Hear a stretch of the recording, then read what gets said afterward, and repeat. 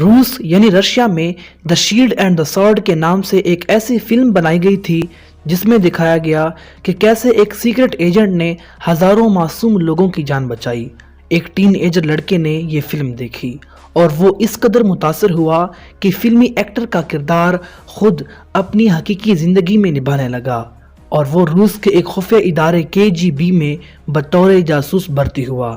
اور جانتے ہیں اس لڑکے کا نام تھا ولادیمیر پیوٹن، جو کہ آج رشیا کا صدر اور جسے دنیا کا سب سے بڑا لیڈر مانا جاتا ہے۔ پیوٹن کا تعلق ایک غریب گھرانے سے تھا۔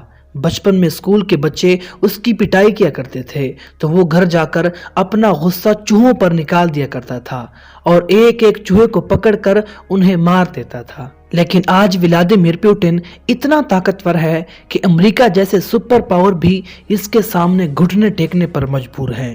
پیوٹن کے بارے میں کہا جاتا ہے کہ یہ دنیا کا سب سے امیر ترین شخص بھی ہے، کیونکہ یہ کئی پرائیویٹ جیٹس اور درجنوں مہنگی گاڑیوں کے ساتھ ساتھ $200 بلین کا مالک بھی ہے۔